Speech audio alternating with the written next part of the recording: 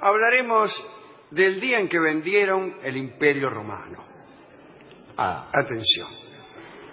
Ubiquémonos el día 28 de marzo de 193 después de Cristo. Ese día, 300 miembros de la Guardia Pretoriana, estamos hablando del Imperio Romano, ¿no? Invadieron el palacio del emperador y lo liquidaron. Chao. Se trataba de Pertinax. Sí. Era un hombre muy querido por su pueblo, Pertinax, pero había dispuesto ciertas medidas polémicas que perjudicaban a algunos y lo mandaron a liquidar. Pertinax era el sucesor de Cómodo. Cómodo era, como su nombre lo indica casualmente, sí, era un tipo que había dejado las arcas del imperio vacío porque no hacía nada, se rascaba mañana y tarde. Todo se lo había gastado en fiestas, bailongos, telas lujosas, fieras exóticas. Me voy a comprar una fiera exótica y se gastaba toda la guita. Encantado. Me parece recordar que Cómodo era nada menos que el hijo de Marco Aurelio, Sí, señor, del el gran Marco emperador Aurelio. filósofo, uno de los grandes emperadores de la historia de Roma, y que tuvo, como tantos filósofos, un hijo Cómodo. Mejor dicho, no como tantos filósofos. Era cómodo porque el padre era emperador, no porque era filósofo. Sí, en realidad, justamente. el hijo de un filósofo más bien es incómodo. Es incómodo. Incluso para el filósofo. Bueno, parece que después de Cómodo, Pertinax quiso poner en orden las finanzas de Roma. Para ello debió despedir a muchos pretorianos y eso obviamente le costó la vida. Matar al emperador fue sencillo. Pertinax se enfrentó a la guardia y le reprochó su muerte por adelantado, que es la única manera de reprochar uno su muerte. Claro. Le dijo, ¿les parece a ustedes, qué sé yo? Los tipos, como suele ocurrir en estos casos, ni le dieron bolilla. Sin embargo, por un momento se avergonzaron los guardias. Pero ese es el peor momento. Cuando el guardia se avergüenza y parece arrepentido, es el instante previo al que, para salir justamente de esa vergüenza del arrepentimiento, el tipo te mata. Bueno, parece que uno se separó del resto y lo ensartó por la espalda como churrasco de croto. Y inmediatamente, para hacer la fiesta completa, un segundo pretoriano lo decapitó. Bueno, sí. Chao. Estoy saludando a un amigo. Sí, no. Muerto Pertinax, no sabían a quién poner al mando, ¿no? A quién nombrar emperador. El trono de Roma fue ofrecido a varios senadores, pero imagínese, el cetro fue rechazado varias veces porque nadie quería correr la misma suerte. Escuchame, acababan de cargarse al emperador y dicen, ¿quién quiere ser emperador? No. Paso. Bueno, un soldado desconocido... el del monumento. El del monumento, me imagino que debe ser. Sugirió que la guardia diera el cargo al ciudadano que más pagara por él, por el cargo. Enseguida se propuso una subasta pública del trono. Qué bárbaro. Qué bárbaro. Un historiador del siglo III, Merovian, cuenta que un soldado subió a la muralla que rodeaba el foro en aquel entonces, ¿no? Y gritó, el imperio se subasta. Chao. Volvió a pasar otro conocido. Sí. Esa noticia llegó a oídos de Didio Juliano mientras cenaba con su mujer y su hija. Era un hombre de unos 62 años y por entonces el ciudadano más rico de Roma. Sí. Era milanés de nacimiento y había hecho fortuna en la marina mercante. Era también un poco vanidoso, como suele ocurrir con los que hacen fortuna en la marina mercante. Manlia y Lidia, su mujer y su hija, respectivamente, fascinadas por la idea de ser emperatriz y princesa, imagínense, ¡ay! Convencieron a Didio de que comprara el imperio. ¡Ay, dale, comprar imperio! Papi. En principio, Didius dudó. No tenía intención de perder su fortuna en comprar el imperio. Pero la insistencia de las mujeres pudo más y finalmente ofertó por el cargo. Y dice, nada más que para que se dejen de jorobar. La mujer, Mandia, decidió, para convencer a su marido, recurrir a sus encantos. Epa. Encantos que me atrevo a poner en duda, ya que si el marido tenía 62 años Sí. y habían tenido ya una hija que era toda una mujer, debía ser una señora de por lo menos 61 años. Sí, encantadora. Sí. Ahora hay señoras de 61 años de muy Sí. buen ver, pero en aquel entonces una tipa de 61 años, Sí. Dígalo usted. voy a decirlo de nuevo, no valía nada. No, no, no. Entonces, parece que había pasado mucho tiempo desde el último encuentro amoroso con su marido, y luego de una noche voluptuosa, dice nuestro cronista, Didio Juliano fue al remate. Ajá. Muy bien. Había varios oferentes, entre ellos el suegro del emperador asesinado, El que experto. parece que lo tenía montado entre ceja y ceja. Pero la oferta ganadora fue la de Didio Juliano, que ofreció 1.000 sestercios para cada hombre de la guardia, que eran en total 12.000. Es una cantidad enorme de pensable. dinero. Ayer hablábamos de cuánto era 52 Sí. por 51 por 50, es decir, lo que se llama el factorial. El factorial, claro. Bueno, esto también es mucho, pero no tanto. No tanto como esto, sí. Bueno, esa misma noche hubo un primer acto de gobierno. Reunieron al Senado para confirmar la elección. El Senado, lleno de amargura, usted sabe, el Senado era una asamblea de notables, de tipo que tenían plata, ¿no? Intimidado por la proximidad de los pretorianos, confirmó al hombre como emperador. Ya en el camino a la casa, el tipo, el Didio, el pueblo, que amaba, como se ha dicho, a Pertinax, el emperador muerto, asesinado, recibió al nuevo emperador con una lluvia de piedra. Ah, Le tiraban piedra, le tiraban. bienvenido, sí. En su casa, llegó a su casa y ordenó que se preparara una magnífica fiesta. Dice, vamos a hacer un bailongo. Me han nombrado emperador, ¿qué les parece? Sí. Ahí se divirtió mucho jugando a los dados. Ajá. Qué raro, ¿no? Sí. Y con la presentación de la hermosa Pilades, que era una célebre bailarina. Ajá. Escribe Gibbon, nada menos. Nada menos. Sí. Nuestro querido Gibbon, por fin. Claro, Gibbon ha contado esta historia en la decadencia. Apogeo y decadencia del Imperio Romano. Bueno, escribe Gibbon, luego de la fiesta, una vez ya en soledad, Didius pasó toda la noche desvelado, pensando en la locura que había hecho, pensando en el destino de su virtuoso predecesor, el finado Pertinax, y en lo peligroso que resultaba poseer un imperio comprado.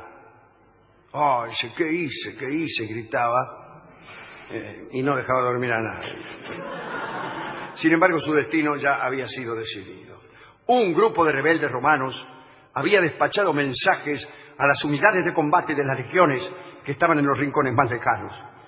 Los poderosos generales recibieron las noticias del remate, pero solo uno de ellos hizo algo. Septimio Severo estaba en un campamento en Panonia y ordenó a sus soldados abandonar sus puestos en el Danubio y marchar a Roma de vuelta. ¡Vamos, de vuelta! No, por Roma. Oiga.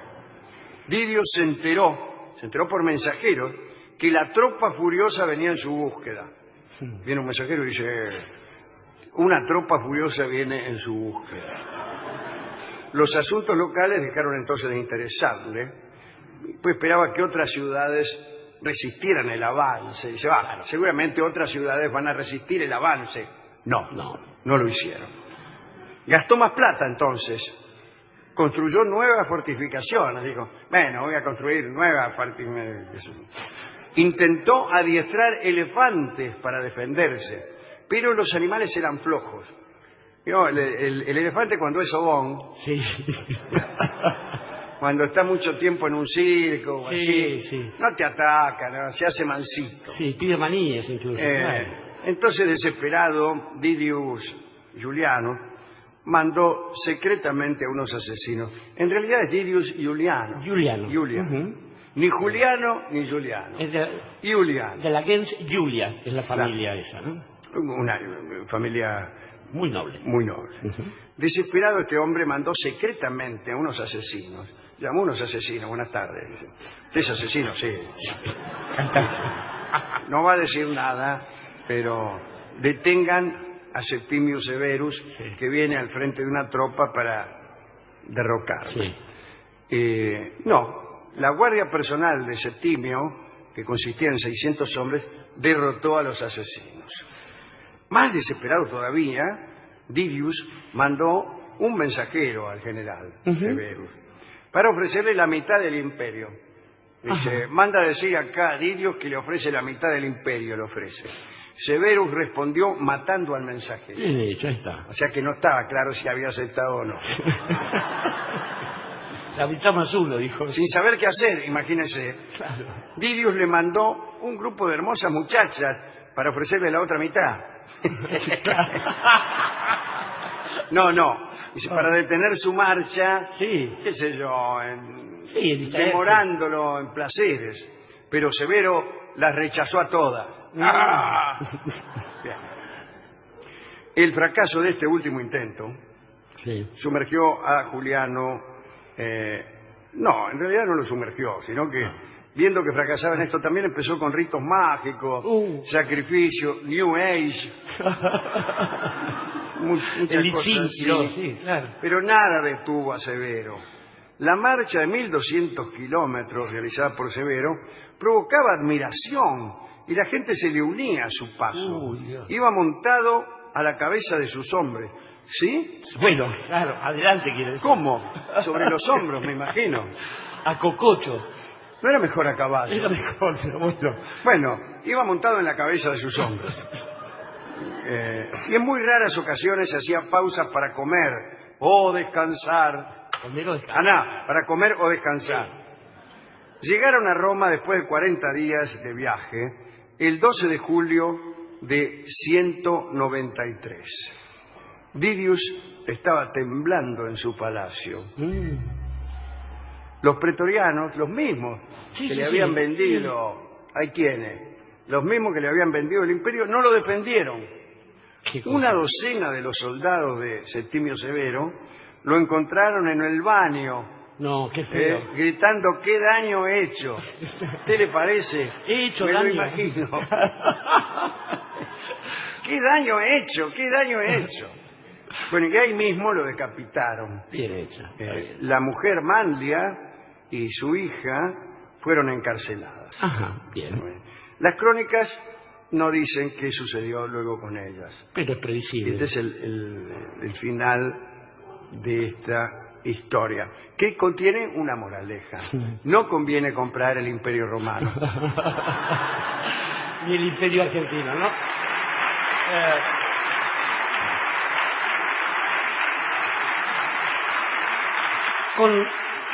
En realidad los tipos que te lo venden no son muy serios. No son serios. Y conviene también saber en qué consiste aquella cosa que uno va a comprar o aquella cosa que le están vendiendo. Recordaba una escena, Alejandro, que transcurre en Roma también en el mismo día del ingreso de los bárbaros. Hay un poeta romano, un hombre de mediana edad, que se asoma a la ventana, muy cerca del foro estaba su casa, y ve que avanzan los bárbaros sobre Roma y ve cómo son violadas las mujeres de los senadores, cómo estos mismos senadores son decapitados, cómo caen las estatuas de dioses y de anteriores emperadores, y tiene que tomar una decisión. Él sabe que dentro de muy poco van a sonar los pasos que preanuncian su muerte. Y entonces, dice la crónica, cierra las modernas persianas de su balcón y se sienta a escribir un poema sobre la grandeza de Roma. Y digo, creo que en esta clave está por ahí la idea de entender un determinado proceso, porque alguna vez uno se pregunta, se dice mucho todavía que la voluntad de un gobernante, o sea, la consagración de un gobernante se consigue comprando la voluntad de sus súbditos. Y sin embargo, nos explica un filósofo francés, que es André Comte-Sponville, que el pueblo es soberano no por ser competente y por ser hábil para algo, es soberano por su propia esencia, y esto hace que cualquier competencia sea pequeña ante esa soberanía del pueblo, porque esa soberanía es la única que le da legitimidad al poder. Los técnicos tienen que estar al servicio de eso, e incluso los gobernantes tienen que estar al servicio de esa fuerza. Pero pensaba también en otra cosa que no ha servido de lección al comienzo, pero sí con los años, y es que los ricos parecen haber aprendido que lo más astuto no es detentar ellos mismos, ya que tienen el poder del dinero, detentar el poder estricto, la corona imperial o la presidencia de una nación. Y entonces tienen gente que los sirve a esos intereses. Y uno piensa que existe entonces el producto de las naciones por un lado y esa cosa de papel pintado, que es el stock financiero, por el otro. Los que tienen ese extraño bien pueden comprar casi todo lo que producen los otros. Y entonces es ahí donde se va definiendo la suerte de una nación, la suerte de una civilización incluso. El problema es cuando los que forman parte de ese mismo sistema atribuyen las cuestiones de su propia evolución al azar. Nosotros sabemos que los romanos confiaban parcialmente en el azar, pero sabían que, sobre todo, un hombre de acción, un hombre de poder, es artífice de su propio destino, porque después, si no es fácil echarle la culpa justamente a una evolución de la suerte y decir, bueno, no triunfé y perdí por culpa de esa suerte maldita, esa que siempre es una caprichosa. Y caprichosa...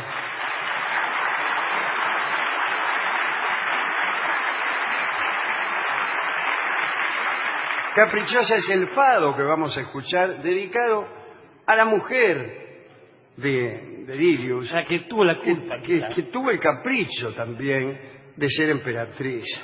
Ay, quiero ser emperatriz, ay, quiero ser emperatriz. Bueno, así.